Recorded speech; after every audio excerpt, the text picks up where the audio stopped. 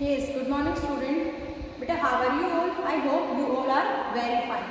In business studies, our today's topic is very familiar to all of you. आप सबके इस चीज़ के बारे में आप पहले से ही अवेयर हो, बस हमें इसमें थोड़ा सा चेंजमेंट करना है, हमें इसको बस अपने बिजनेस से जोड़ना है। टॉपिक आपका एनवायरनमेंट के बारे में, एनवायरनमेंट प्रोटेक्शन के बारे में आप सब लोग अवेयर हो, आपने बचपन से उस चीज़ के बारे में पढ़ा है और सुना है, बट हमें अपने एनवायरनमेंट प्रोटेक्शन को, एनवायरनमेंट को थोड़ा सा लिंकअप करना है बिजनेस के साथ कि एनवायरनमेंट प्रोटेक्शन में बिजनेस कैसे रीजनेबल है या बिजनेस की वजह से कैसे वो अवेयर होते हैं लोग कि हम कैसे एनवायरनमेंट प्रोटेक्शन को रोकें या कैसे हम उसके लिए वो लाइबल भी होता है, बिजनेस उसकी वजह भी होता है और बिजनेस कुछ ऐसे काम भी करता है जो उसको सुधारने में भी हेल्पफुल होते हैं। तो हमारा टुडे आज का टॉपिक जो है वो क्या है, एनवायरनमेंट प्रोटेक्शन।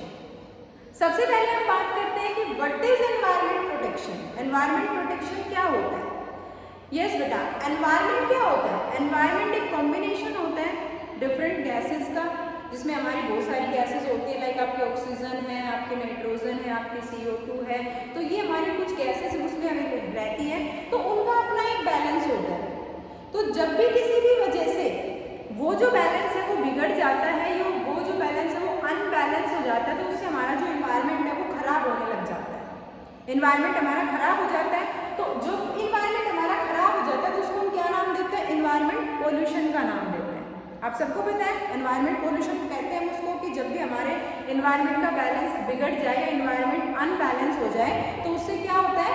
इन्वायरमेंट पोल्यूशन कहते हैं। अब एनवायरमेंट प्रोटेक्शन क्या होता है?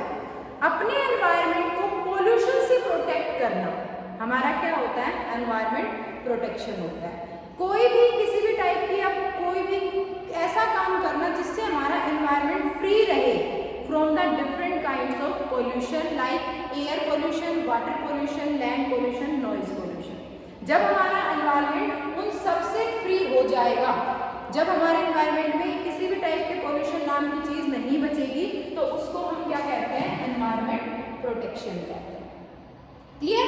एनवायरमेंट प्रोटेक्शन इज क्या होता है? Environment protection freeing environment from different kinds of pollution like water pollution, air pollution, noise pollution and land pollution. Clear?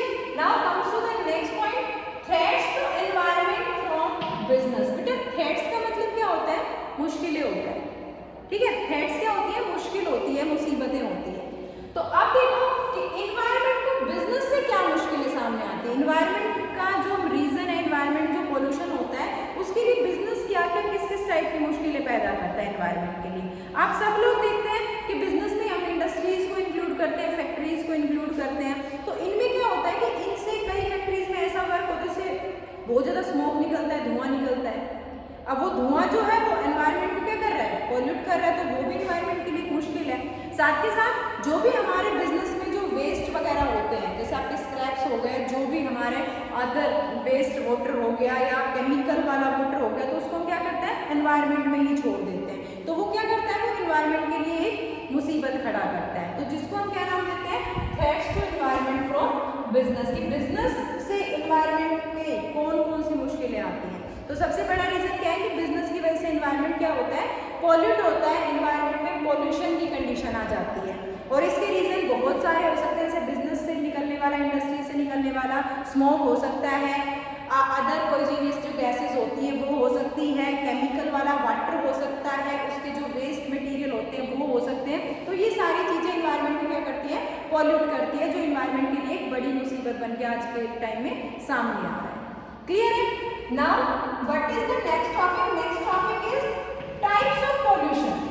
बेटा आप बचपन से पढ़ते आ रहे हो टाइप्स ऑफ पॉल्यूशन। पॉल्यूशन कितने टाइप का होता है? 4 टाइप्स का होता है। और 4 टाइप्स कौन कौन से होते हैं? Air pollution, water pollution, noise pollution and land pollution. Clear? There are 4 types of pollution, air, water, noise and land. Air pollution का मतलब क्या होता है कि जब भी बिजनेस से, इंडस्ट्री से निकलने वाली जो स्मोक होती है, धुआं होती है, तो वो एनवायरमेंट में फैल जाती है और एनवायरमेंट की जो एयर होती है उसको क्या कर देती है? पॉल्यूट कर देती है। तो उसको हम क्या नाम देते हैं? एयर पॉल्यूशन का नाम देते हैं। क्लियर है? एयर का पॉल्यूट हो जाना किसी भी रीजन से, लाइक स्मोक ऑफ इंडस्ट्रीज से, व्हीकल से जो गैस निकलती है, धुआं निकलती है उससे, तो उसकी वजह से जब एयर हमारी खराब हो जाती है, एयर का जो लेवल खराब हो जाता है, तो उसको हम क्या कहते हैं, एयर पोल्यूशन कहते हैं। वाटर पोल्यूशन, आप देखते हो कि कई बार क्या होता है कि जो भी हमारे आसपास में रिवर वगैरह होते हैं, पॉन्ड्स होते हैं, तो जो भी हमारे इंडस्ट्री से निकलने वाला वेस्ट केमिकल वाटर होता है, वेस्ट केमिकल मटेरियल होता है, उसको वो ऐसे ही फ्लो कर देते हैं रिवर में। तो जब वो रिवर में फ्लो होता है या हम कोई भी अपना वेस्ट मटेरियल रिवर में, पॉन्ड में या ऐसे ही कहीं पे भी डाल देते हैं, तो उससे वो जो पानी होता है वहाँ पे, वो वाटर हमारा क्या हो जाता है, पॉल्यूट हो जाता है, उसको हम क्या कहते हैं, वाटर पोल्यूशन कहते हैं। Now noise pollution, noise pollution मतलब शोर शराबे वाला पोल्यूशन। फैक्ट्री में जैसे ही मशीनें चलती है तो बहुत तेज आवाज़ होती है, बहुत तेज आवाज़ जो होती है वो ह्यूमन बीइंग की हेल्थ के लिए खराब होती है, उसके कानों के लिए वो प्रॉब्लम क्रिएट करती है। तो इस टाइप की जो प्रॉब्लम होती है उसको हम क्या कहते हैं, नॉइज पोल्यूशन कहते हैं। Then land pollution, land pollution मतलब कि लैंड की जो फर्टिलिटी है वो रिड्यूस हो जाना बिकॉज ऑफ केमिकल्स, उसको हम क्या कहते हैं, लैंड पोल्यूशन कहते हैं। जैसे ही हम वेस्ट मटेरियल को, फैक्ट्री केमिकल्स को खुले में डालते हैं तो वहाँ पे जो भी लैंड होती है उस लैंड की जो फर्टिलिटी होती है वो खत्म हो जाती है, उसको हम क्या कहते हैं, लैंड पोल्यूशन कहते हैं। आप देखते हो ना जगह जगह पे कूड़ा कचरा पड़ा रहता है धरती के ऊपर, तो वहाँ पे जो पोल्यूशन होगा उसको हम क्या कहेंगे, लैंड पोल्यूशन कहेंगे। Then next point is need for pollution control. बेटा आप सब इस चीज से फैमिलियर है कि हमें पोल्यूशन को क्यों कंट्रोल करना चाहिए, क्योंकि पोल्यूशन हमारी हेल्थ के लिए बहुत ही खराब होता है, हज़ार्ड होता है, हमारे लिए बहुत ही नुकसानदायक होता है। तो इस वजह से हमें अपने पोल्यूशन को कंट्रोल करना चाहिए। इसमें हमारे कुछ वेरियस पॉइंट्स आ रहे हैं, like reduction in health hazards, कि अगर हमें पोल्यूशन की कंट्रोल करने की रिक्वायरमेंट क्यों होती है, कि जैसे ही हम अपने पोल्यूशन को या इन्वायरमेंटल पोल्यूशन को कम करेंगे तो उसकी वजह से हमारी जो हेल्थ की डिजीज है, जो भी हमारी बीमारियां हैं, लाइक सांस लेने में दिक्कत होती है पोल्यूशन से, अगर एयर पोल्यूशन हो गया, हमारे आसपास में जो एयर है वो अगर पोल्यूट हो गई तो जब भी हम सांस लेंगे तो उससे हमें प्रॉब्लम होगी। या फिर अदर जो पोल्यूशन है वो बहुत सारे रीजन होते हैं, बहुत सारी डिजीज हो जाती है, एलर्जी हो जाती है, स्किन एलर्जी हो जाती है। तो उससे क्या होगा कि अगर पोल्यूशन को कंट्रोल कर दिया जाएगा तो जो भी ऐसी डिजीज है जिसका रीजन पोल्यूशन है उसको क्या हो जाएंगी, हमारी रिड्यूस हो जाएंगी, वो हमारी कम हो जाएंगी। Second one is reduction is risk of liability, कि अगर बिजनेस पोल्यूशन को कंट्रोल करने में हेल्प करेगा तो उसकी जो जिम्मेदारियों का रिस्क है वो क्या हो जाएगा, कम हो जाएगा। जैसे कि अगर बिजनेस पोल्यूशन कर रहा है और वहाँ के एम्प्लॉयज वहीं पे उसी इन्वायरमेंट में काम कर रहे हैं तो बीमार होंगे। अब बीमार होंगे तो उसका कंपनसेशन किसको देना पड़ेगा, कौन है लायबल उसके लिए, ओनर लायबल है, बिजनेस लायबल है। तो अगर इन्वायरमेंट पोल्यूशन को कंट्रोल कर लिया जाए तो एम्प्लॉयज वहाँ पे इतने ज़्यादा बीमार नहीं पड़ेंगे और उसका जो मालिक है उसकी जो लायबिलिटीज है वो क्या हो जाएंगी, रिड्यूस हो जाएंगी। Now comes to the next one, cost saving. Obvious सी बात है, कॉस्ट भी कम होगी। अगर पोल्यूशन की वजह से बंदा बीमार है, एम्प्लॉय बीमार है, तो उसकी काम करने की स्पीड अलग ही होगी।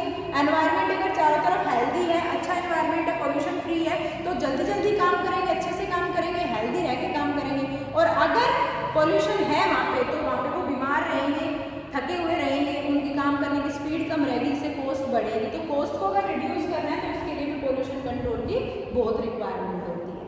Next one is improved public image. अगर कोई भी बिजनेस पोल्यूशन को कंट्रोल करने में हेल्प करता है या अपनी तरफ से ऐसे इस टाइप के प्रोग्राम्स चलाता है जिससे पोल्यूशन कंट्रोल में कहीं ना कहीं कंट्रीब्यूशन जाता है, तो उससे उसकी पब्लिक में जो इमेज है वो क्या हो जाती है, इम्प्रूव हो जाती है। पब्लिक जो है वो उसको अच्छा समझते हैं, पब्लिक सपोर्ट उसको मिलता है, जिससे उसका जो बिजनेस है वो लॉन्ग टाइम सर्वाइवल में रहता है। क्लियर है। Next one is other special benefits. इसके हमारे कुछ अदर सोशल बेनिफिट्स भी होते हैं। अदर सोशल बेनिफिट्स मतलब कि सोसाइटी में भी इसके बहुत सारे अच्छे अच्छे बेनिफिट्स आते हैं। जो सोसाइटी है, हमारे लोग हैं, उनको इससे हेल्प मिलती है, उनको पोल्यूशन अगर कम कर दिया जाए तो उनके लिए एक हेल्दी इन्वायरमेंट प्रोवाइड होता है, जिससे रिडक्शन इन डिजीज होता है, रिडक्शन इन डेथ रेट होता है। तो जिसकी वजह से हमारी जो सोसाइटी है उसको भी बहुत सारे बेनिफिट मिलते हैं। Clear. Now comes to the next point. Next point is role of business in environment protection. की बिजनेस जो है वो किस तरह से एनवायरमेंट प्रोटेक्शन में हेल्प कर सकता है, कैसे किस टाइप से वो अपना कंट्रीब्यूशन दे सकता है एनवायरमेंट प्रोटेक्शन में। First point is developing work culture for environment protection. जो बिजनेस है उसको क्या करना चाहिए, उसको अपने काम के साथ साथ कुछ ऐसी कल्चरल एक्टिविटीज को भी दिखाना बताना चाहिए जो हमारे एनवायरमेंट एनवायरमेंट प्रोटेक्शन में हेल्पफुल होती है। Second one is sharing commitment for environment protection. हर एक बिजनेस को अपनी तरफ से कोई कमिटमेंट करना चाहिए, अपनी तरफ से कोई भी किसी भी टाइप का प्रॉमिस करना चाहिए जो किसमें हेल्प करे, एनवायरमेंट प्रोटेक्शन में करे। कि ऐसा नहीं कि भाई हम कोशिश करेंगे, हमें हर बिजनेस को एक कमिटमेंट करना चाहिए कि हमारा बिजनेस एयर पॉल्यूशन नहीं करेगा या उसको मैनेज करने की पूरी कोशिश हम करते रहेंगे। तो इस टाइप का कमिटमेंट हर एक बिजनेस को करना चाहिए जिससे हमारा एनवायरमेंट क्या रहेगा, प्रोटेक्ट रहेगा। Next one is using better quality material and technique. हर एक बिजनेस को जो भी वो टेक्निक यूज करता है वो कैसे होनी चाहिए, वो एनवायरमेंट फ्रेंडली होनी चाहिए। जैसे जिस भी चीज को, जिस भी मशीनों को यूज करेंगे वो मशीनों में इस टाइप की टेक्निक आनी चाहिए कि जिससे किसी भी टाइप का पोल्यूशन एनवायरमेंट में ना हो। साथ के साथ जो मटेरियल है वो भी वहाँ कैसे होना चाहिए, क्वालिटीफुल मटेरियल होनी चाहिए। Next one is follow government laws. Government ने जो भी रूल रेगुलेशन जितने भी बनाए हैं एनवायरमेंट प्रोटेक्शन के लिए उन सबको फॉलो करना चाहिए। जैसे कि गवर्नमेंट ने बोला है ना कि अगर आपकी इंडस्ट्री से स्मोक निकलता है तो जो चिमनी होती है उसके आपको बड़ा बना दो ताकि जो गैस है वो बहुत ज़्यादा ऊपर जाके निकले और उससे हमारे एनवायरनमेंट जो है वो पोल्यूट कम हो। तो इस टाइप के जो भी लोग गवर्नमेंट ने बनाए हुए हैं उन सब लोगों को, हर एक बिजनेस को ऑनेस्टली फॉलो करना चाहिए। किसी भी चीज़ को इग्नोर नहीं करना चाहिए, हमेशा उसको फॉलो करना चाहिए। Next one is participation in environment protection programme. अगर गवर्नमेंट कहीं भी किसी भी टाइप का एनवायरमेंट प्रोटेक्शन प्रोग्राम चलाती है तो हर एक बिजनेस को उसको अटेंड करना चाहिए। कभी भी किसी भी बिजनेस को उन सब प्रोग्राम्स को इग्नोर नहीं करना है। अगर इस टाइप के कोई भी प्रोग्राम्स गवर्नमेंट चलाती है तो उसमें पार्टिसिपेट करना चाहिए। उसमें अपनी तरफ से जो भी कंट्रीब्यूशन बिजनेस दे सकता है वो हर तरह की कंट्रीब्यूशन उनको देनी चाहिए। Next one is assessing pollution control programme. सिर्फ गवर्नमेंट वाले में ही पार्टिसिपेट नहीं करना है, हमें अपनी तरफ से भी कुछ इस टाइप के प्रोग्राम हर बिजनेस को चलाने हैं जिससे environment protection. And next topic is business ethics. Yes बेटा, एथिक्स का मतलब क्या होता है? एथिक्स क्या होता है? एथिक्स आइडियल्स होते हैं, अच्छी मैनर्स होते हैं, एटिकेट्स होते हैं। मतलब ऐसी अच्छी अच्छी वैल्यूज जिनको हर एक पर्सन अपनी लाइफ में अडॉप्ट करता है फॉर द सक्सेस। अगर हमें सक्सेस होना है तो इट मीन्स हमारे पास अच्छी वैल्यूज, गुड वैल्यूज होनी चाहिए। तो जो भी गुड वैल्यूज हम अडॉप्ट करते हैं सक्सेस के लिए उनको हम क्या नाम देते हैं? एथिक्स नाम देते हैं। और बिजनेस एथिक्स मतलब कि बिजनेस में उन सभी वैल्यूज को लेके चलना जो एनवायरनमेंट की हर एक पार्टीज के लिए, जो भी बिजनेस में इन्वॉल्व है, चाहे वो शेयर होल्डर्स है, चाहे वो कस्टमर्स है, चाहे वो सप्लायर्स ऑफ रॉ मटेरियल है, उन सबको बिजनेस की तरफ से किसी भी टाइप की ऐसा ना लगे कि ये बिजनेस हमारे लिए गुड वैल्यूज को फॉलो नहीं कर रहा है। क्लियर? बिजनेस एथिक्स कैसे कैसे होते हैं? Like for the share holder उनको टाइमली अच्छा डिविडेंड पे कर देना, वो हमारा क्या होता है? बिजनेस एथिक्स होता है। कस्टमर्स के लिए provide good quality product at reasonable price, वो कस्टमर के लिए होता है। गवर्नमेंट के लिए follow the all government rules and regulations, वो गवर्नमेंट के लिए हो गया।